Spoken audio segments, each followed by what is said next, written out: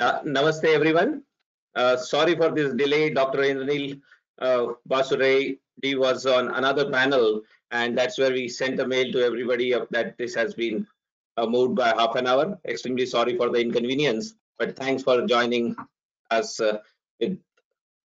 from different parts of the world. Once again, Namaste. I'm Prameet Makone, one of the co-founders and director of Boston Center of Excellence for Health and Human Development. I also head the Computer Society of India in North America. CSI is one of the co-sponsors and partner of this global webinar. On behalf of BoCE and CSI, I would like to welcome all of you who have joined us from several different countries around the globe. Kanchanda, our managing director, has told us that 21 people from 21 different countries have joined. So thanks to and welcome to all of you. My special welcome to our esteemed speaker, Dr. Indranil Basu-Ray, who will enrich our knowledge on this very important topic. I will briefly introduce Boston Center of Excellence, CSI, and provide introduction of Dr. Basu-Ray, and then Doctor will address us. And Doctor's address will be followed by a question and answer session. Our BoCE Managing Director, Kanchan Banerjee, will be facilitating that session. So first, the Boston Center of Excellence for Health and Human Development has started in Boston area 4 years ago with the main objective of bringing the best of the East to the best of the West.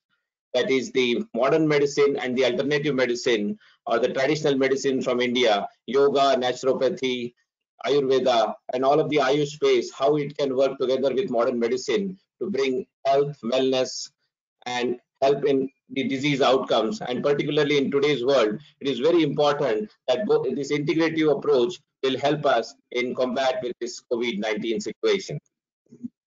We have partnership with 17 esteemed universities from around the world, including the MIT, the Harvard, the Johns Hopkins, and many other prestigious institutes have partnered with Boston Center of Excellence, and multiple activities are going on in the integrative medicine space.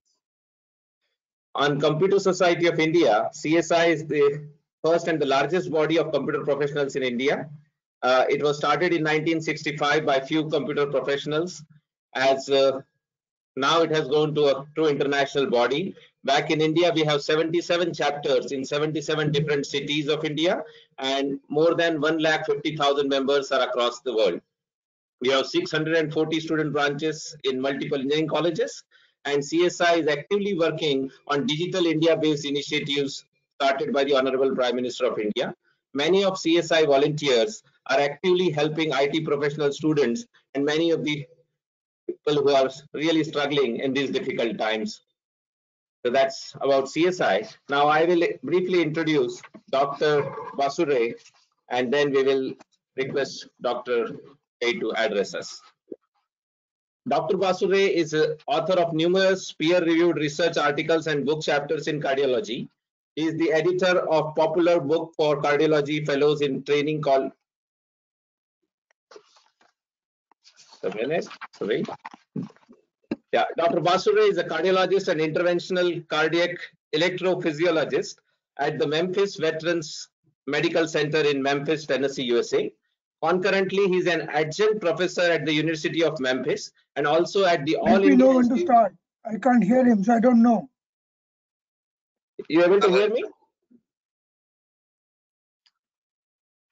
He is also the adjunct professor at the University of Memphis and the All India Institute of Medical Science at Rishikesh, Uttarakhand, India. He is former faculty member in medicine at the Beth Israel Deaconess Medical Center, Harvard Medical School, where he worked with the pioneer and legendary cardiac electrophysiologist, Dr. Mark Josephson. He was also the System Research Director of Medicine at Ochsner Health System, a job with the responsibility of heading academic research in a premier medical facility chain. He has worked as an academician, physician, researchers, and scientist at various reputed medical institutes in United States and India. He has trained in medicine and cardiology in India, and after that completed his American training in medicine and cardiology at the University of Buffalo and Tulane University. He trained in clinical cardiac electrophysiology at the Texas Heart Institute, Baylor College of Medicine, and in EP research at the Mass General Hospital and Harvard Medical School. Dr. Basu-Ray has been meditating since the age of 6. His research center on the use of meditation and yoga in cardiovascular diseases. He is one of the cardiologists who wrote the American Heart Association's scientific statement on the use of meditation in the treatment of cardiovascular diseases. Dr. Basu-Ray had delivered lectures on his research at many premier institutes in United States, including Harvard, MIT, Georgia Tech, Cleveland, and Mayo Clinic. He also addressed the prestigious Indian Science Congress on the latest research on yoga and cardiovascular diseases in early 2020. Dr. Basu-Ray is the author of numerous peer-reviewed research articles and book chapters in cardiology. He is the editor of a popular book for cardiology fellows in training called Clinical Cardiology. He is the editor-in-chief of the world's first multi-authored book called The Principle and Practice of Yoga in Cardiovascular Medicine. The book has over 40 eminent physicians and scientists from all over the globe contributing. He has played an important and pioneering role in developing multiple tools used for atrial fibrillation and ventricular ablation in humans today. Dr. Basu-Ray performs complex ablations for atrial fibrillation. He also treats heart failure with ICDs, cardiac resynchronization devices, and leadless pacemakers and ICDs. Dr. Basu-Ray has been spearheading public education for COVID-19 as Professor of Public Health at the University of Memphis. Along with being an eminent cardiologist, he has advised through multiple Indian and US channels on topics including social isolation, use of meditation and yoga during lockdown to decrease anxiety, depression, and increasing immunity against viral infection. He has also been advising the media on the latest developments in the field, including new drugs against COVID-19. It's our pleasure and honor to have Dr. Basu-Ray. And now I will request Dr. Basu-Ray to address this webinar. Welcome again, Doctor. Thank you, everybody. It's a pleasure to be with you all.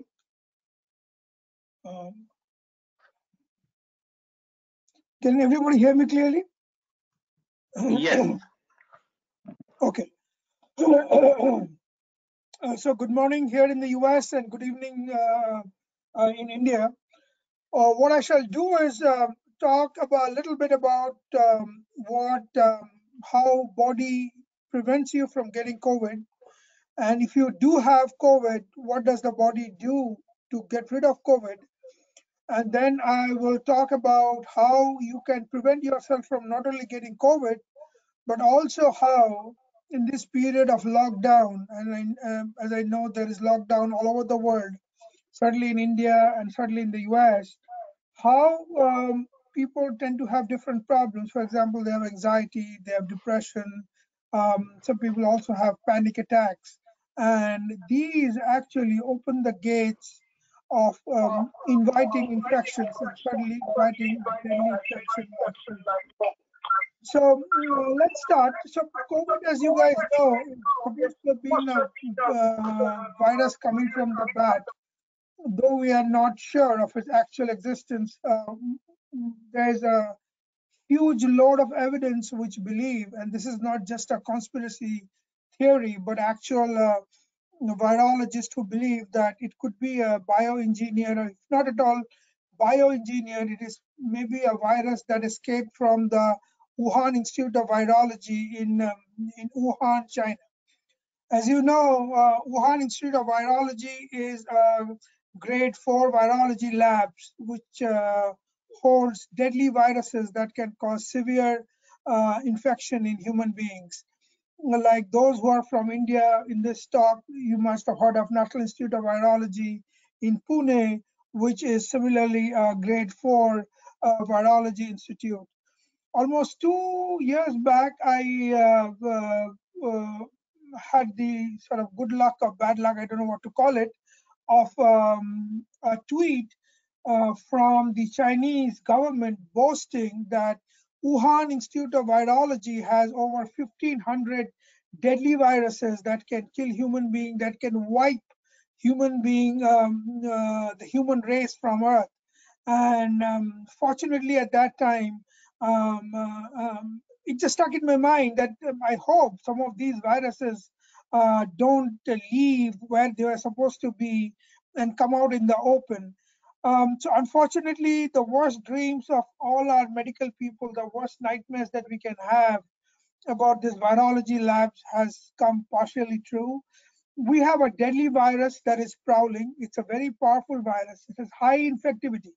In fact, now we know, based on a study by Stanford, that its infectivity can be as much as 60 to 80 times more than what we have thought till now.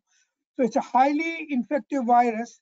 It actively prowls and gets into one person, from one person to the other, attacks the lung, completely takes control over the body, starts reproducing hundreds, thousands, or millions of its own kind, what we call small or baby viruses, what we call virions, V-I-R-I-O-N-S. And the body immunity is completely suppressed. And by the time the body knows that it has been taken over by an alien being, which is completely controlled it, not only controlled it, completely enslaved it, it then starts slowly fighting back. And that's the reason why COVID, unlike normal influenza, takes more than a couple of days, even a week or even 2 weeks to manifest. Whereas if you have a normal influenza, you'll get fever within 3 to 5 days. And if you get treated, or if you don't get treated, you're still out of the virus. The virus is out of your body within a week maximum. Some people are cured within 24 to 38 hours.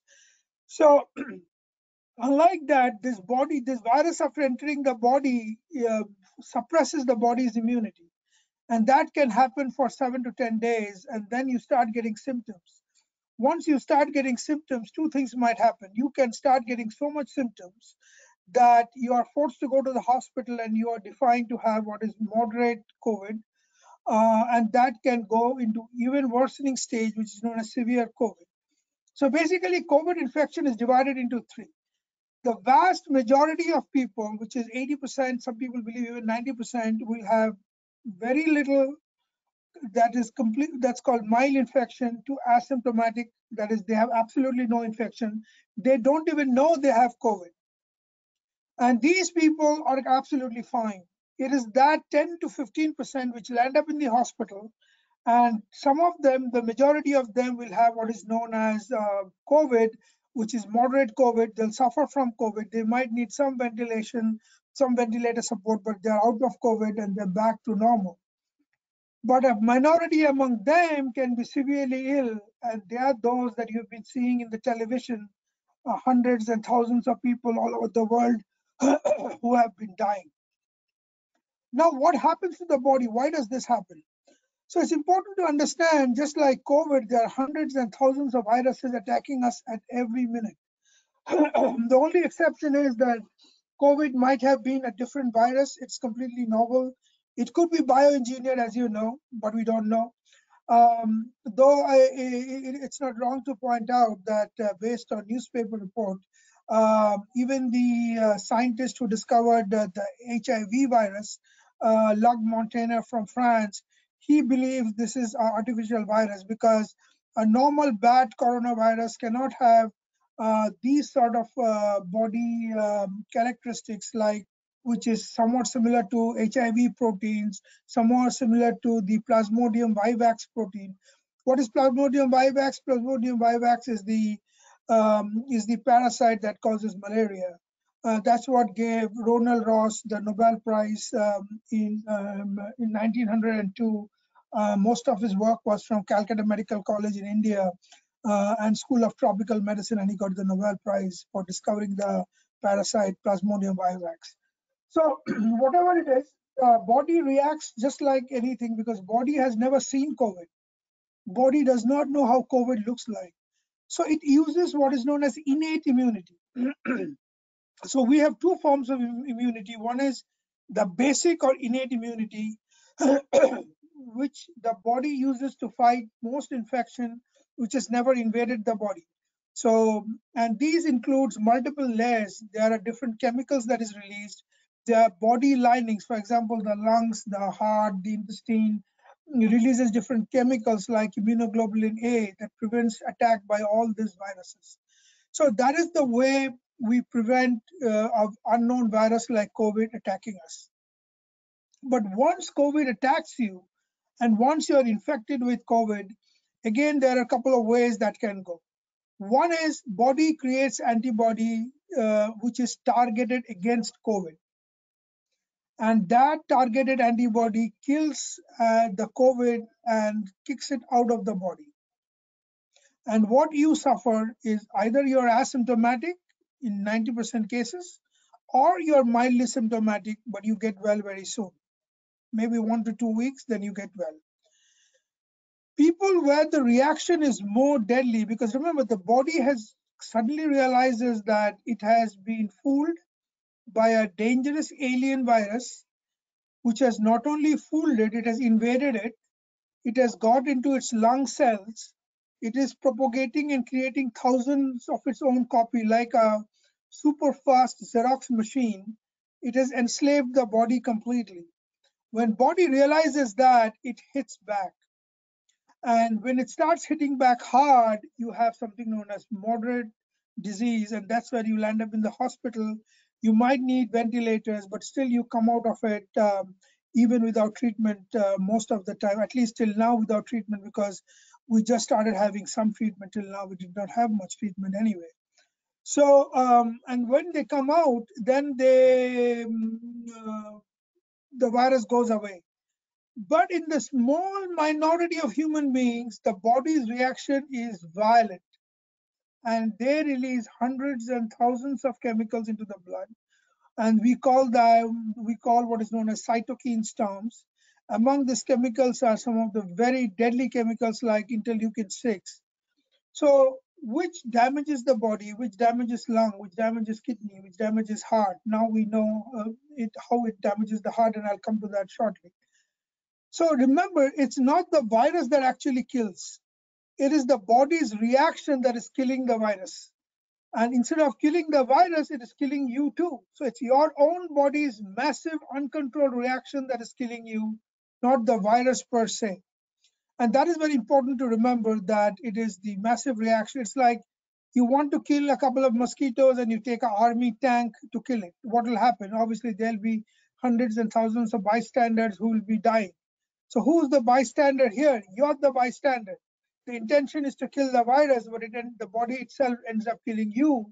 And that's what has caused those hundreds and thousands of deaths all over the world. Now, once body develops immunity and you have targeted immunity and you're not killed by the virus or you're treated by medicine, then obviously the balance changes.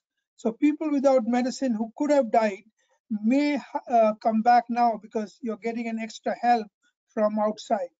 So what are the new things that are on the anvil? So we have a drug called remdesivir. There's been a bunch of trials all over the world on that. Initial trial in China did not prove very helpful, but the drug manufacturer said that was not an appropriate trial. We have a bunch of trials going on in the US. The first trial, which was announced in the New England Journal of Medicine like a week back, they had 53 patients, mostly moderate to severely ill. Out of that, 36 patients became well. So that's a very positive trial. There is a bunch of trial going up in Chicago. Primary reports of a trial having, I think, 125 patients, if I'm not mistaken, has shown also very strong promise. People who have been on ventilators have come out. People with severe illness have gone better. A couple of them have got released from the hospital. So this particular drug, which is called remdesivir, is basically an antiviral drug. What it does, it incorporates itself into the virus and fools the virus. And so the virus, instead of xeroxing and creating hundreds and thousands of its own copy, it fails to do that because this particular drug enters into the cell, and instead of creating an appropriately normal new virus, which the virus wants to do, it ends up creating an abnormal genetic code that kills the virus, and there's no more viral replication. So this is one good drug that we can still at least put some hopes on, especially at a time when we have no known medicine. We have no known treatment. The only known treatment is social isolation, keeping away, keeping yourself safe at home, or keeping at least 6 feet distance from everybody else. That's the only treatment. In those era, I think one of the early beacon of light, I might say, is this particular drug. But again, I want to give a sort of warning, because this is an extremely preliminary study. We need to have more studies before we can actually come to a conclusion. The other important thing I wanted to bring up is, as I remember, I talked about interleukin-6, and I'll come back to interleukin-6 again. That is what is known to cause the cytokine storm that I said actually kills the human being. So it's not the virus which is killing you, it's your own body's reaction to the virus that is killing you. And the main element in that is a deadly chemical released by the body called interleukin-6. Now we have drugs that selectively block interleukin-6. They are in trials now. There are a couple of names. One is tocilizumab, one is sarilizumab. These are all highly powerful drugs, but we don't know if it will really be effective in these patients. FDA in America has allowed these drugs on compassionate basis. Everybody who's severely sick, on ventilators, and is expected to die without any drugs, these patients can be started by doctors who are treating these patients on these drugs and see how they act. It's part of a trial, and multiple hospitals have taken that up. And I think we can hope to have some at least preliminary results by the end of May, or certainly by end of June. We'll get to know how effective this is. But don't lose hope, because there are other things that I'm going to talk to you shortly, which actually is equally powerful, that your own body can do to prevent things like interleukin-6 and other abnormal reaction that the body has to this virus. But before going there, let me also take a second talking about what the body does to what the virus actually does. So from reports from China, it was initially not clear, because as you know, China, number one, hid the very fact that it had the virus for over 2 months.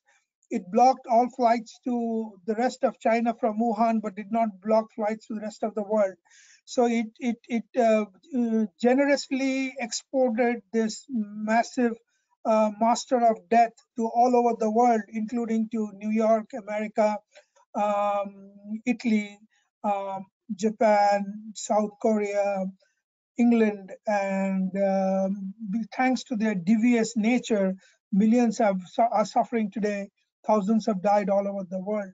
But what is more dangerous is, even after the world came to know about that, initially they were still lying that, okay, it looks like the human transmission is not very effective.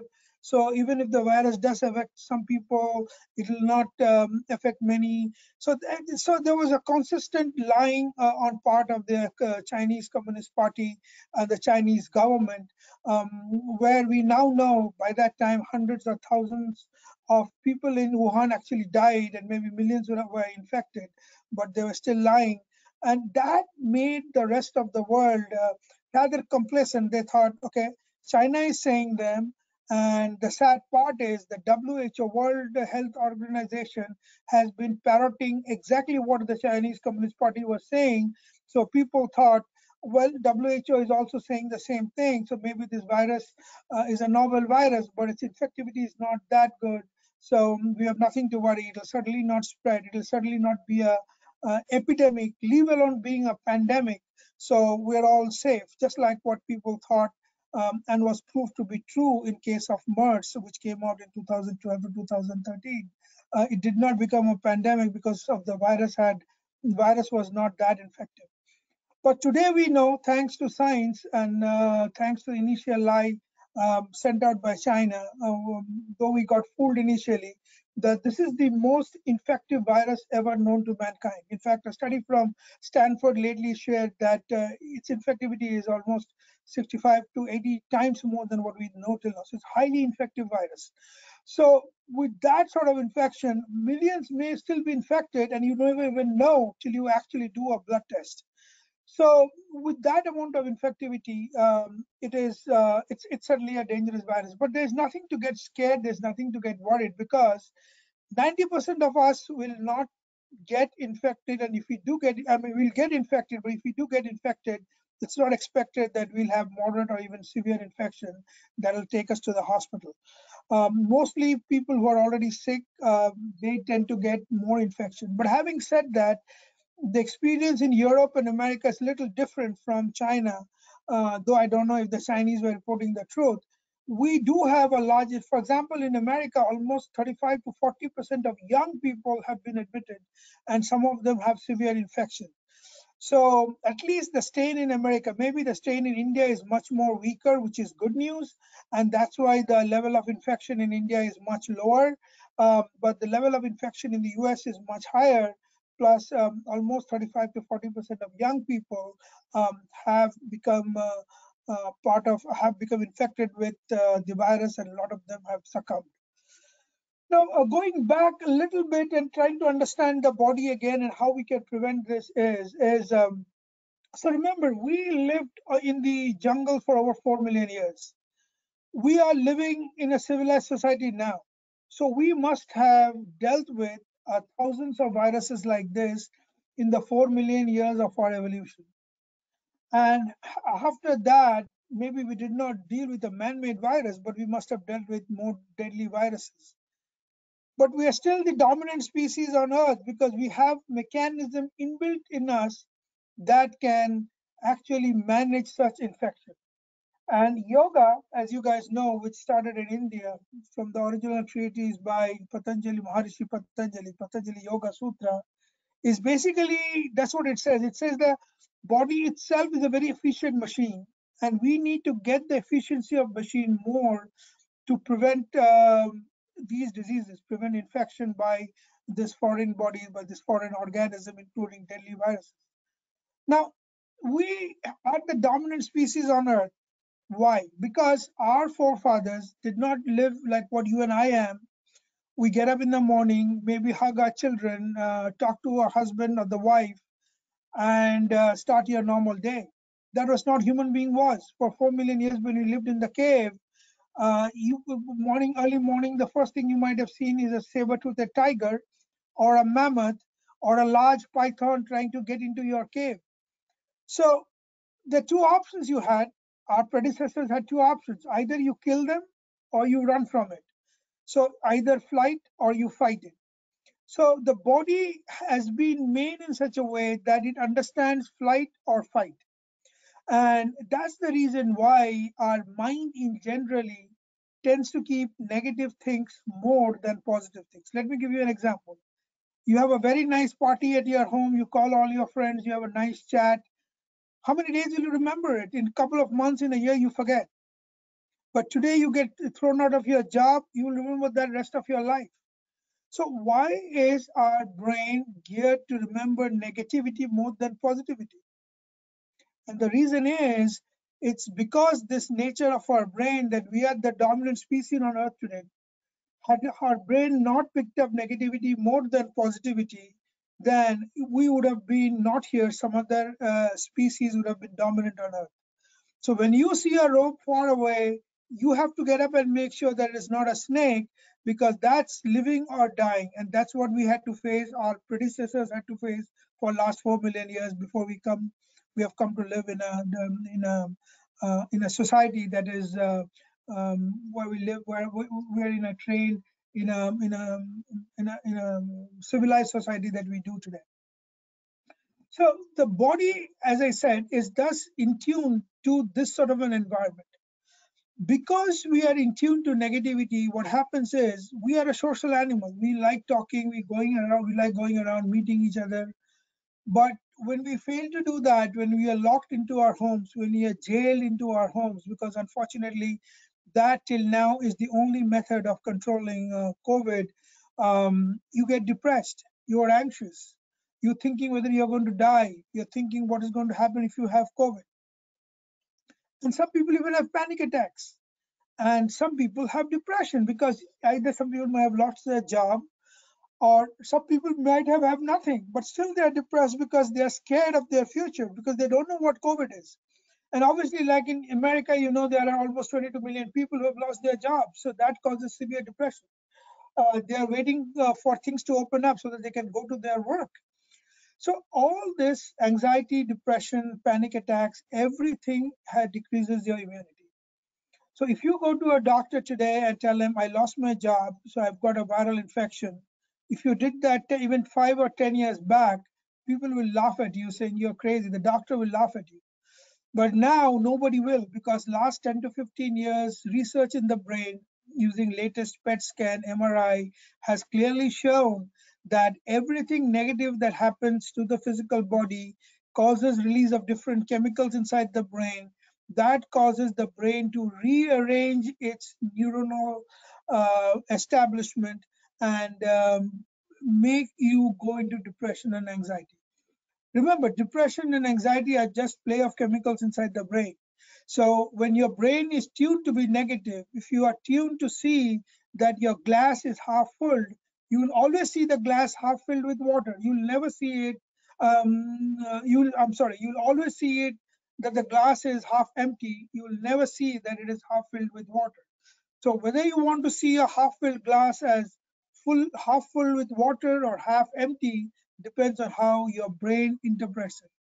So, and that's what the yoga says also is what the eyes does is just pick up the sensation and gets it to the brain. It's the brain which actually interprets. So suppose you get a brand new computer, it's the world's latest computer, whatever, IBM, Lenovo, Mac, cost $3,000, and you have not put in any software. It doesn't have Microsoft Word. So when I ask you to open a document, it can't. The computer will ask you what software do you want to use to open this. And if you don't have a software, you cannot open it. Only if you have a Microsoft put in that, then you can Word as a Word document. Same with the mind. When eyes picks up a signal, sends it to the brain can only open it when it sees what is going on. So how does that do that? So suppose I'm talking to you now, my eyes is seeing my screen. So there's an area behind my head called area 1819. That's what helps us to see. So that part of the brain is active. Now, how does that work? It does not know what it is seeing.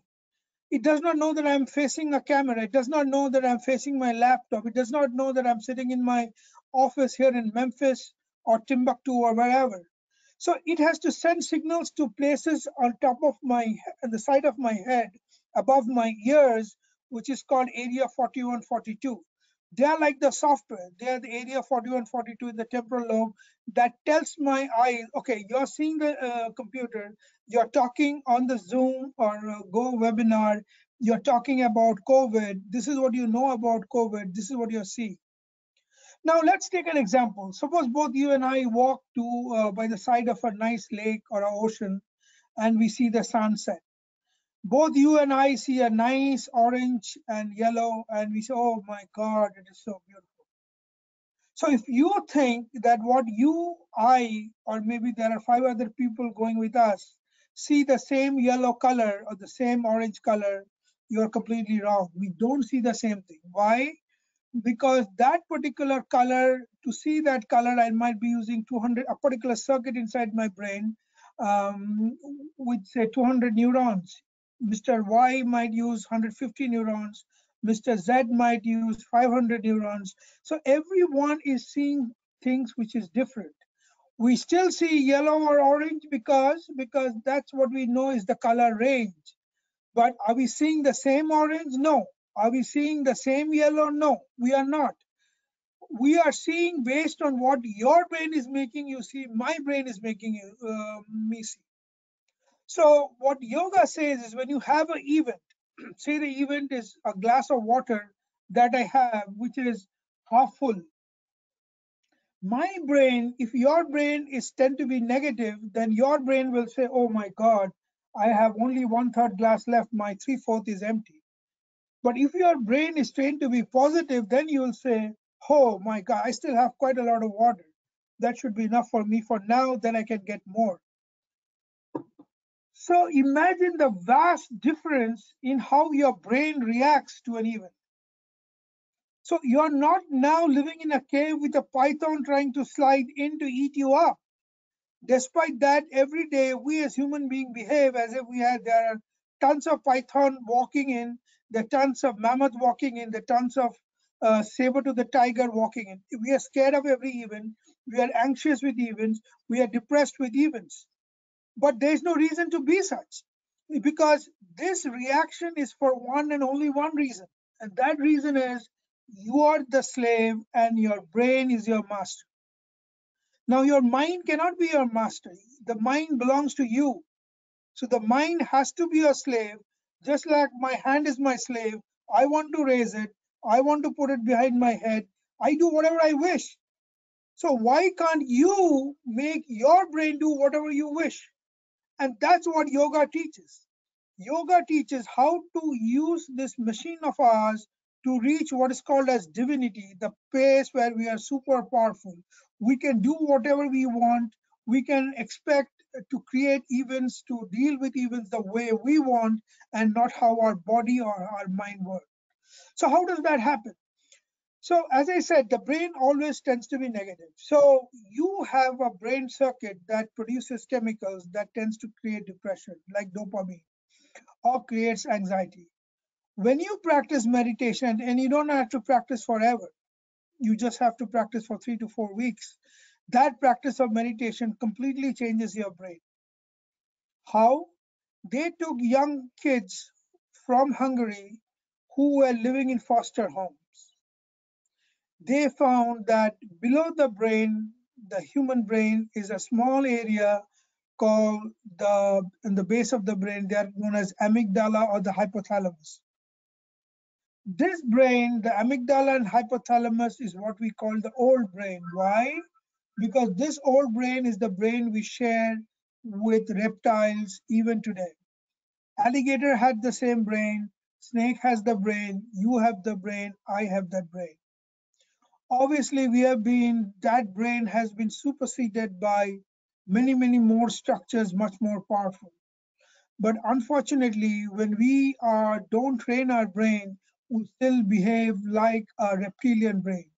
I am angry at you because you got a promotion I did not get. I am angry at you because you have a better car and I don't have a better car.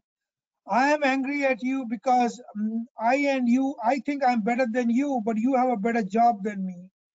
So who am I hurting? I'm not hurting you.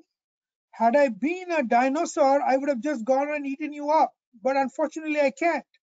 So the only person that I'm hurting is me, myself. When my subconsciousness goes on processing this jealousy, this negative thoughts about you, my neighbor, my friends, my wife, my people, my husband, my children, what happens is I am slowly but surely damaging myself. There are release of chemicals like interleukin 6, which damages my own heart. There are release of chemicals like a bunch of noradrenaline, which can make my heart go fast and kill myself. In fact, in America, every 2 minutes, like I must have spoken for half an hour now, every 2 minutes, one American is dying because of sudden cardiac death, which means your heart is going fast and you're dying. And when you're dying so fast that even before an ambulance or an EMI can ever reach you, even in a country like America, so before they reach you, you're dying. So imagine what would happen in India when you die so suddenly. And that's called sudden cardiac death. So we are the ones that is causing these chemicals to release in our brain when we allow our brain to be our master, create negative environment, create negative thoughts, and perpetuate on it. Now the question is that how do we control it? So as I was saying, when we had these Hungarian kids, they found that when they did PET scan of the brain, that the deep inside the brain, as I said, the reptilian brain has this amygdala and hypothalamus. They were huge in these kids. Why? Because these kids were abused all their life. They had a negative upbringing. But when they were taught meditation, in 4 weeks, they found that PET scan can see still their amygdala, but it's much smaller. And you'll be surprised, people, when they practice meditation for a year or two, you could just see a small remnant of your amygdala because your amygdala is not working. You're not emotionally negative.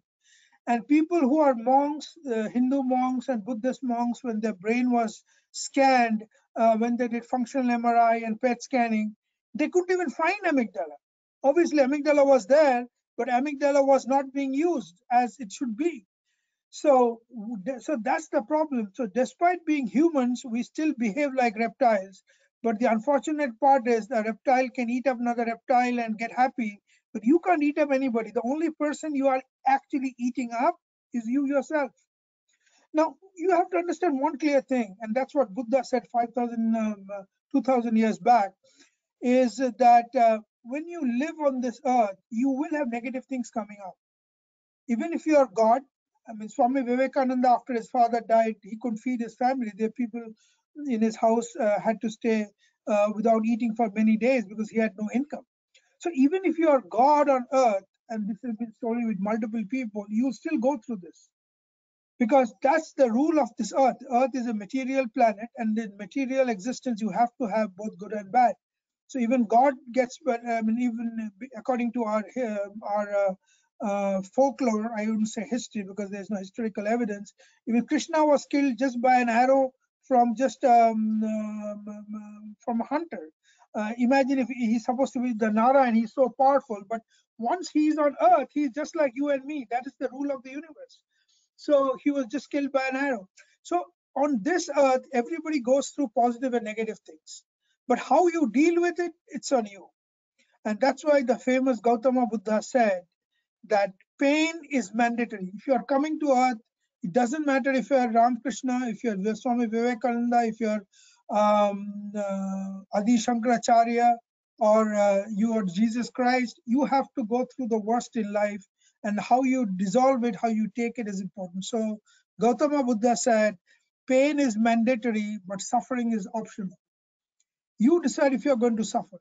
So if just 4 weeks of meditation can change the brain of these people who are 20 to 25 years of age, who have been abused since their birth till they're 25 to 30 years of age, and has had marked changes in their brain, and you could get rid of those changes in couple of weeks, you can understand how powerful you are.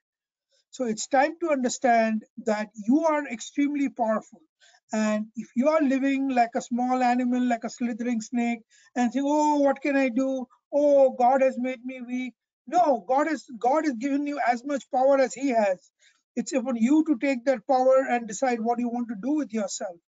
So how do we do that? The process is very simple. The process is, when you practice meditation, what happens is you completely change your brain. How your brain sees the world, how you envision the world is through your brain. Going back a little bit to the yogic philosophy, so we have something called buddhi. Buddhi is in modern terms called intellect. And then we have something called manas, that is what in modern term is actually called is memory. So human being tends to live in the past.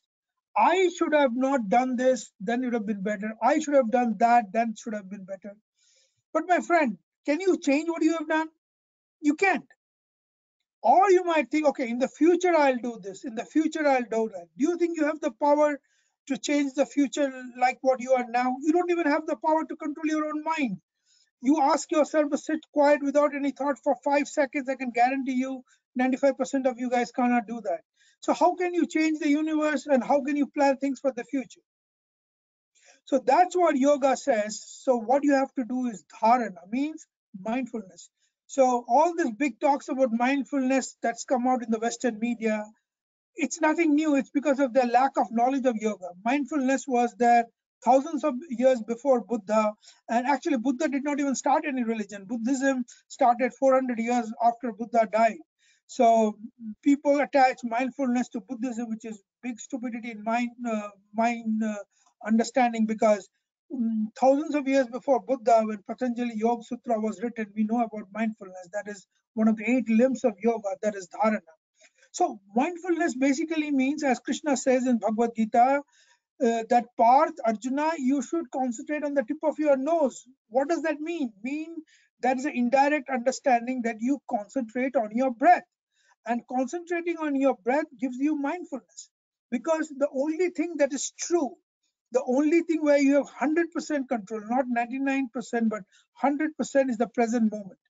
If I don't want to be anxious the present moment, I can do it. If I don't want to be depressed in the present moment, I can do it. And the only way to do it is by practice of meditation. And I'll be going to that shortly. So when you practice pranayama, which is taking deep breaths, you basically control on your breath. And as you concentrate on your breath, you can control the negative thinking and the negative thoughts that arise in your brain or the chitta or in your awareness. Now, your chitta or your awareness is restricted to the body because that's how you want it. But you're not the body. As I said, yoga says you're divinity yourself. The whole universe is yours. You're made of the same stuff that a star is made of, that this galaxy is made of, that billions of galaxies are made up of, stars are made up of. You're made up of the same thing. You're as powerful as that. That's what Vivekananda says. Vivekananda in Gyan Yoga says, if you want something today, again I repeat, if you want something today, if every blood cell of your body knows, even Narayan cannot stop you from getting.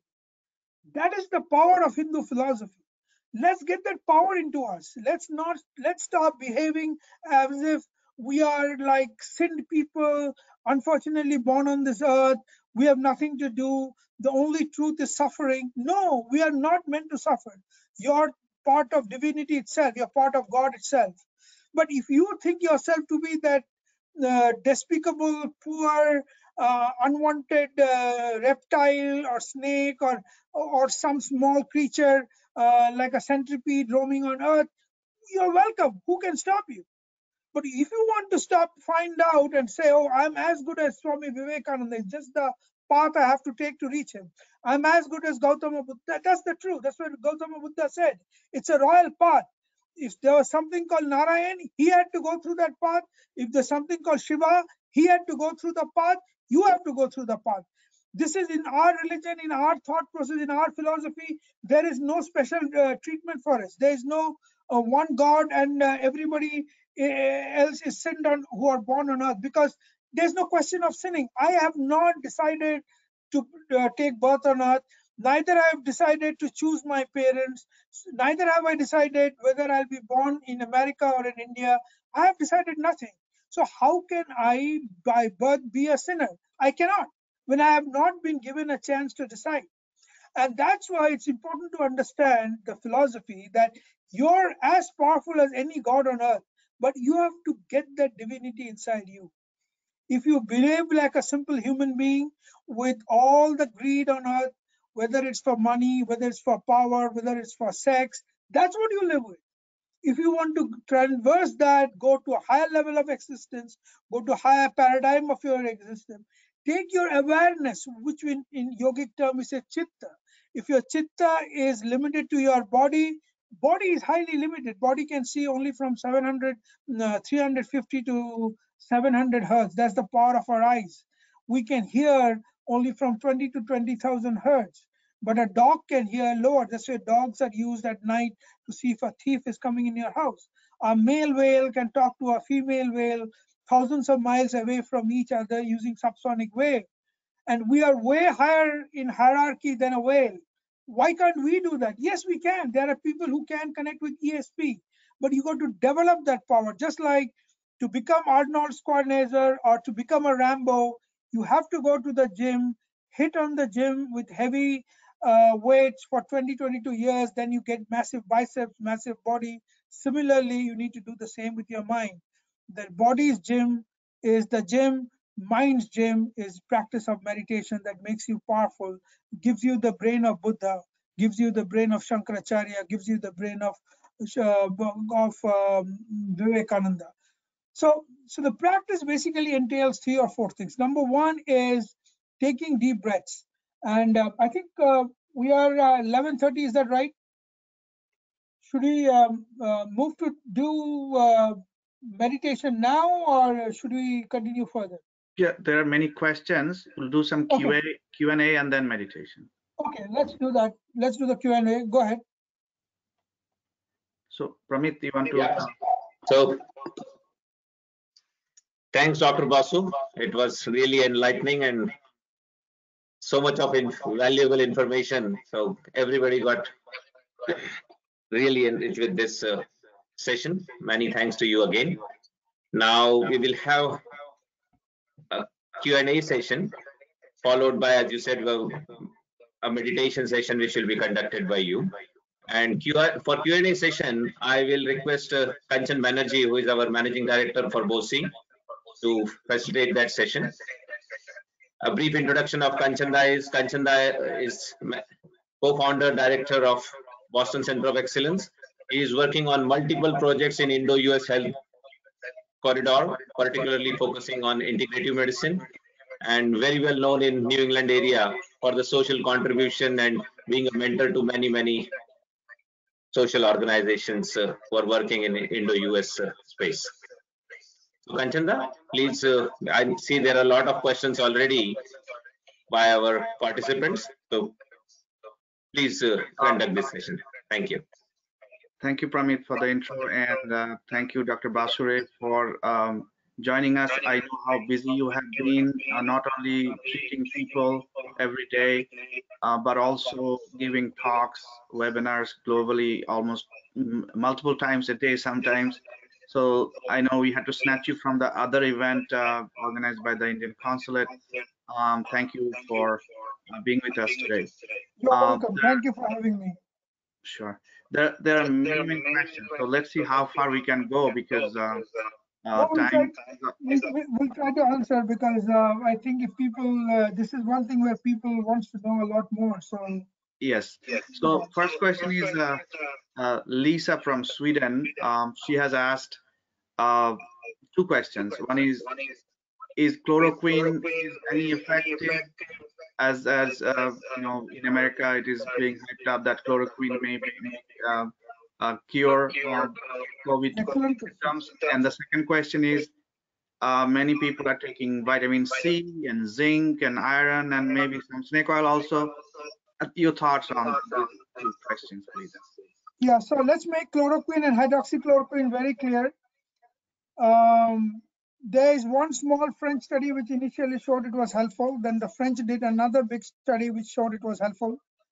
A week back, the first American study, there was actually a real trial, and that had, and it was published in England Journal of Medicine. It clearly said that there was absolutely no reason to take, there is no good effect, even 1% on that. This is published in world's topmost clinical journal, New England Journal of Medicine, less than a week back. Something more dangerous happened 2 days back. 2 days back, the veteran hospital from all over the US had 381 patients, which was not a clinical trial, it was an observation. These had 381 patients with moderate to severe COVID who were all tested positive. Some of them were in ventilators. All of them were given hydroxychloroquine, and people who were given hydroxychloroquine, 22% of them were died. And people who were not given hydroxychloroquine was left alone to be killed by COVID, only 11% died. So more people are dying because of hydroxychloroquine than by COVID alone. And a small number of them was also given a combination of hydroxychloroquine as well as another antibiotic called azithromycin, which the Chinese have been using. And there again, they showed these people died more than people who did not get this drug. So as a cardiologist, let me tell you one thing. The most dangerous thing about hydroxychloroquine and chloroquine is it causes sudden cardiac death. What does that mean? It can make EKG changes that makes your heart go from a normal heartbeat to 70, 80 beats per minute to 200 to 400 beats per minute, and you die within seconds, not within minutes. So in America, every 2 minutes, people die because of that. That's called sudden cardiac death. In the US, say a city called Seattle, which has got the fastest response, in 6 minutes, you will either get a helicopter or a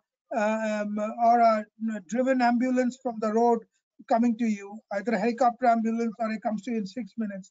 In that 6 minutes, 70% of the people are already dead. That fast it works. and that's what hydroxychloroquine and chloroquine cause.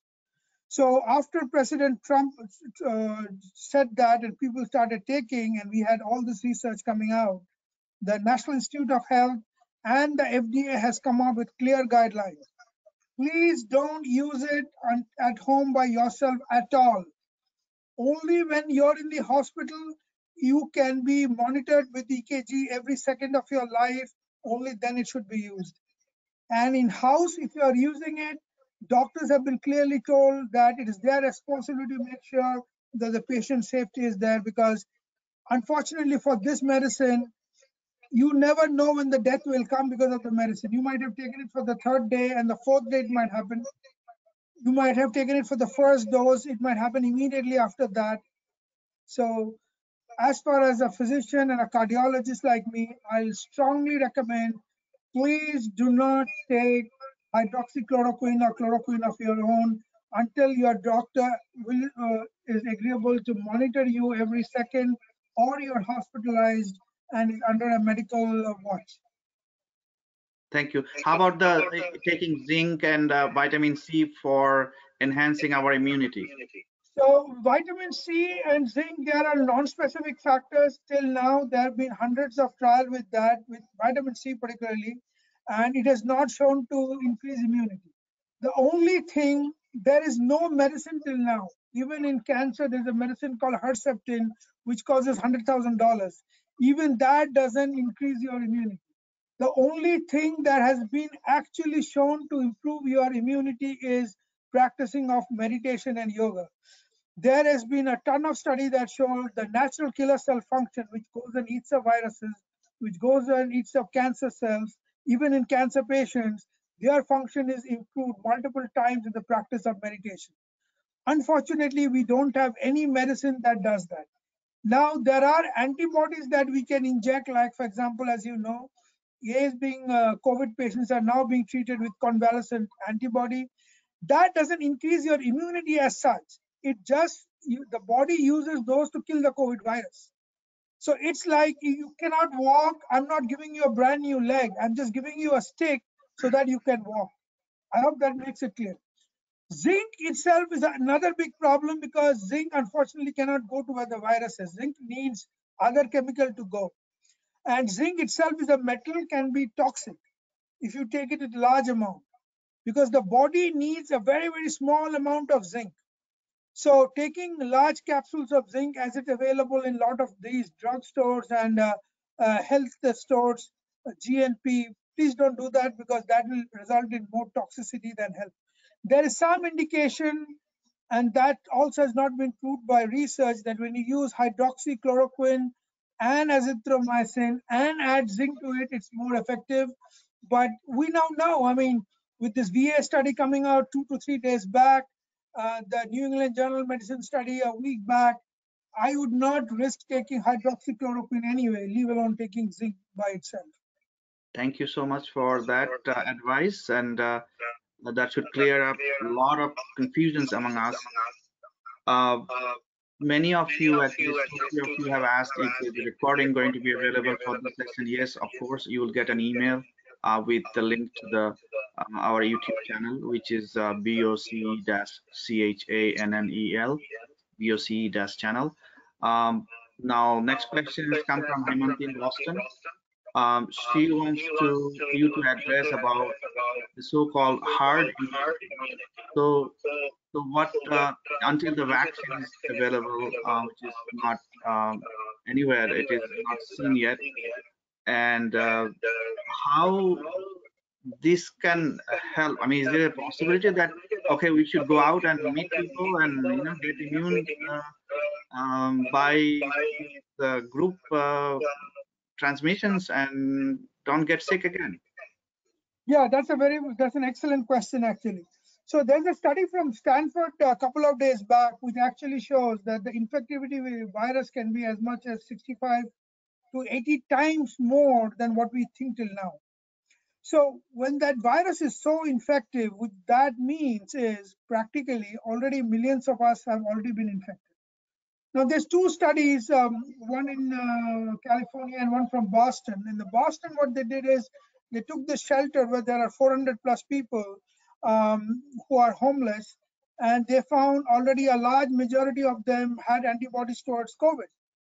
But they are completely asymptomatic. They are homeless. They are moving around. They are not maintaining 6 feet or anything like that. Similarly, in California, Los Angeles, they found the same thing, that millions of people who have so-called maintained the 6-foot distance have already been infected. So that what that means is that the virus is highly infective, and that can have a positive meaning. What is that? So what herd immunity means is when you have enough infection in the community, you tend to get infection from one another.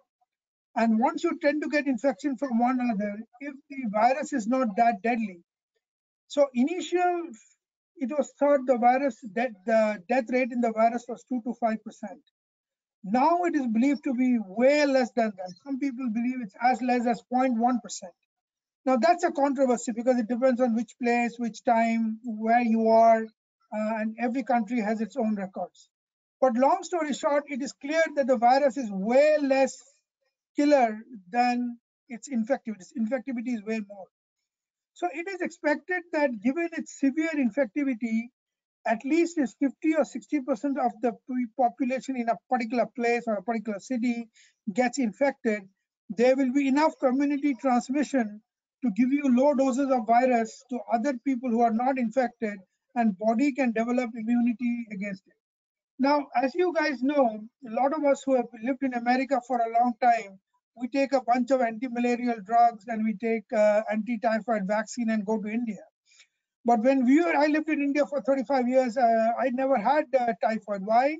Because it's herd immunity. I got typhoid bacteria from other people and I developed immunity against it.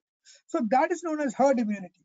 So now there is a strong thought, not proved, because again, remember, this is a virus that was, we don't know where it came from. If it's laboratory engineered or it's a natural virus that just escaped from the lab, we don't know. So because we don't know, we do not know its character, but it's believed, given its infectivity, if it can infect a large number of people, then slowly there will be community transmission, and that will create herd immunity when no one will be infected. But answering the second part of your question, that doesn't mean we should be going around, because you might be giving the virus to an older person and the mortality in that group is very high, especially older people with hypertension, with diabetes, with other immunological problems. They are very, very high. So you have to be very careful. The herd immunity may be advantageous, but it's like a double-edged sword. It's sharp on both the sides. So if it happens, you're lucky, but we should not try heroic measures trying to get other people infected. That may be dangerous. Thank you. Next question is from Mr. Mohan K. from Hyderabad, CSI Hyderabad. His question is related, just you just said, does age have a role in changing our prescriptions, please? I'm sorry, I didn't understand. Does age have a role in changing our prescriptions? No, age does have a role in the sense that any people older than 65, especially in the US. India, it looks like the virus is of a different strain. So the number of fatality is way less. But obviously in India, we still need to find out as we do more testing to see what exactly the scenario is. But in the US, yes, because most of the people who are dying, at least in China, were elderly people. Now that unfortunately is still true in the US, though younger people have also died. So if your age is older, if you have diabetes, if you have had stroke, if you have kidney disease, your liability to both have the infection as well as severe infection is way more. So this population needs to be completely separated and protected from other people, even inside your household. So if there's a young kid or a younger guy in your house who's going out, it's better to keep him aloof than meeting his grandfather or grandmother or aged parents, because it might happen. They might get infected and the results may be bad. Thank you. And we'll take one more last question because we want to save some time for the meditation.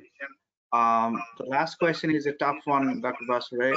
This is from Victoria Barbieri from Pennsylvania. Our question is, you said that you decide if you will suffer. Can you speak to the fact that trauma can be transmitted across generations with some putative epigenetic components, that indigenous people in North America have experienced trauma during previous pandemics, and how do we address this transgenerational experience of trauma? That's a very, very good question. Excellent question. I'm not sure if I can answer everything, but I'll try to do it. It's what she says is absolutely right. So everything, every stress, including trauma, is there is epigenetics. Now we know the genes involved. We know the genes that is expressed, and you're absolutely right. Some of the genes might get expressed along generation. But the good news is that there are some, not some, quite a few accumulated evidence that practice of meditation can actually reverse these genetic changes. There is a whole set of genes, around 300 genes of a particular pathway known as NF beta kappa pathway, which gets down-regulated when you have stress. And the stress can be your generation, it could be transgenerational, it could be anything. And then what happens is you tend to get severely stressed out for minimal reasons, and that's where, as I said, you tend to have your base of the brain or the emotional brain super active, and unlike you tend to take most events on a negative way, and you try to develop for no fault of yours. That's how your genes makes you do it, and your brain follows your genes, and that's how your brain expresses your neuronal setup, making you do that. Yes, and meditation can actually negate some of that. There are tons of studies on that. I think we need a full day's another day. We can go through each of those studies, but that have clearly shown that not only that, even things like I was talking of cytokine-induced damage, interleukin-6. In 2014, there's a meta-analysis that shows people who have been meditating for a longer time, they can actually modulate their release of interleukin-6. So who knows? We need to do a study. People who have been doing yoga and meditation for a long time may be resistant against COVID. Or even if they do get COVID, because we know there are tons of trials which shows COVID body fights to innate immunity, and your innate immunity is improved by meditation. So not only are they resistant towards COVID, but even if they do have COVID, maybe they'll have only mild, because they have the chance to modulate their interferons and interleukins, which goes haywire, and you have cytokine storm killing people. So yes, what she says is absolutely right. I completely agree with her.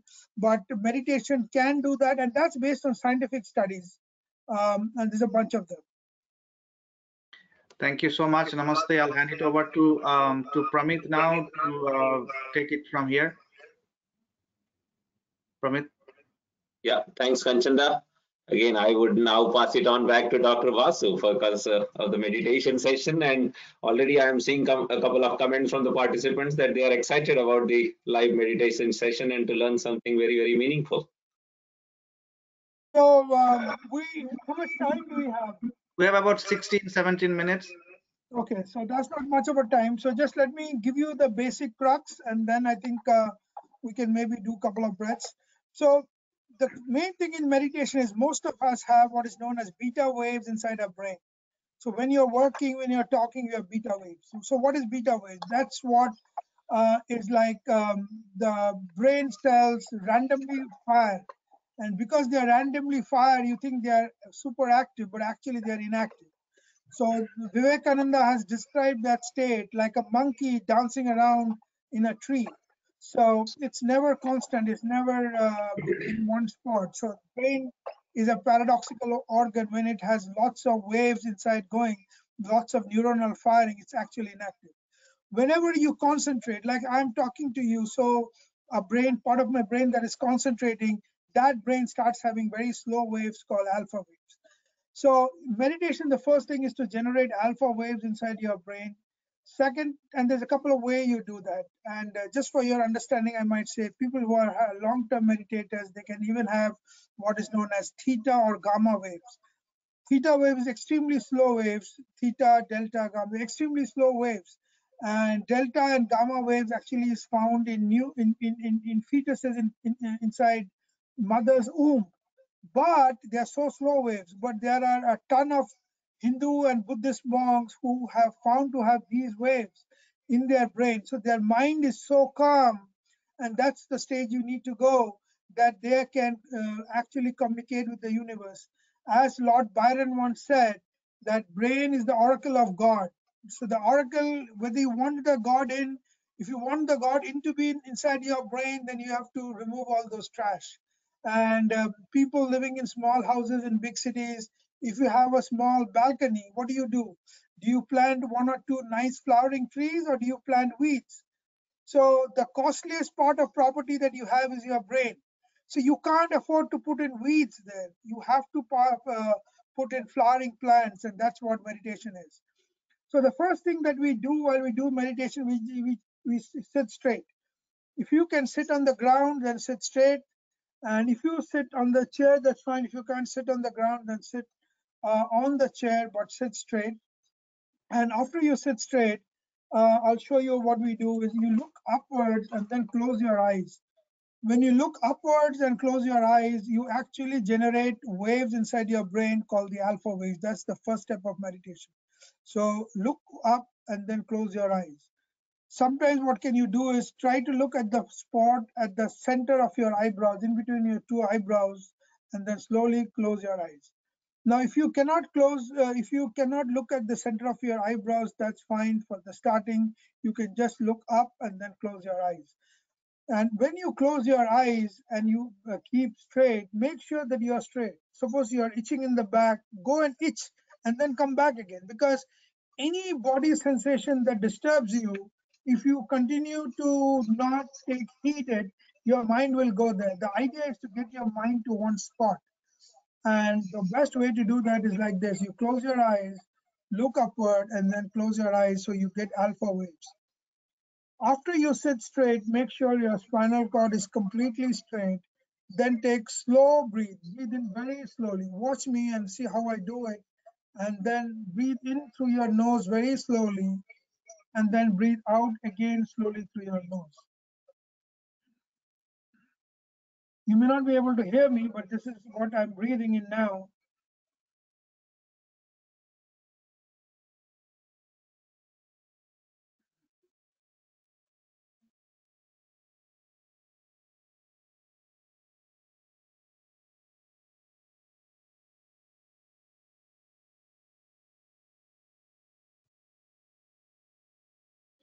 So this is the end of one breath. You may not be able to take such long breaths because this has not happened to me in a day. It took me many years to come to this place. So try to take as long breath as you can without hurting yourself, without hurting your body, without hurting your lungs. First 2 or 3 breaths should be as long as possible, so that you come to a stage when you know how much breath you can take, being comfortable without straining your body.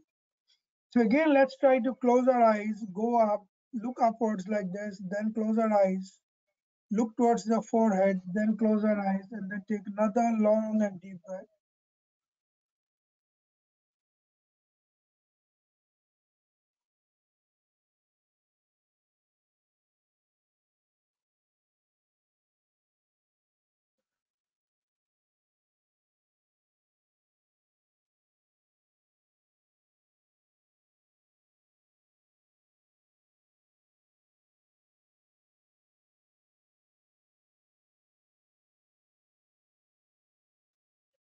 Another long and deep breath, long but very slow and sustained.